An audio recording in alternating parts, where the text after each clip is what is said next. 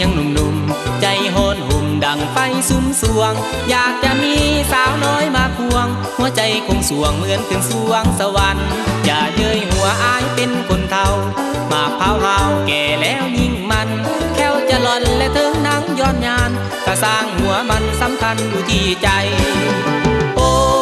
สาวน้อยที่ปอดอ้อยซอยนีบมาไวๆมาขึ้นรถเก๋งคันใหม่ๆหากน้องพอใจจะยกให้แก้วตาเท่าแต่กายหัวใจยังสู้แข็งแรงอยู่ทุกวันเวลาหากสาวน้อยผู้ใดเมตตาให้แกจะพาขี่รถเก๋งเลาะกินลมเท่าแต่กายหัวใจยังหนุ่มๆใจโหนหุ่มดังไฟสุมสวงอยากจะมีสาวน้อยมาควงหัวใจคงสวงเหมือนขึ้นสวงสวรรค์อย่าเย้ยหัวอายเป็นคนเฒ่า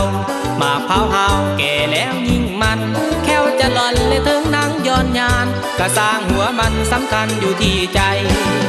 โอ้สาวน้อยที่ปอดอ้อยซอยมาไวๆมาขึ้นรถเก๋งคันใหม่ๆหากน้องพอใจจะยกให้แก้วตาเท่าแต่กายหัวใจยังสู้แข็งแรงอยู่ทุกวันเวลาหากสาวน้อยผู้ใดเมตตาให้แกจะพาขี่รถเก๋งเลาะกินลม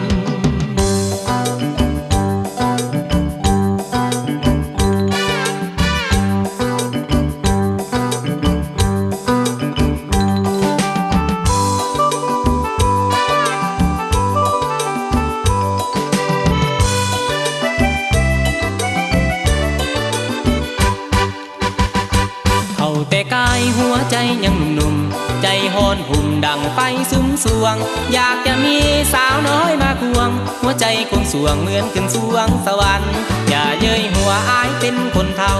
หมากเผาเฮาแก่แล้วยิ่งมันแค่วจะหล่อนและถึงหนังย้อนยานก็สร้างหัวมันสำคัญอยู่ที่ใจ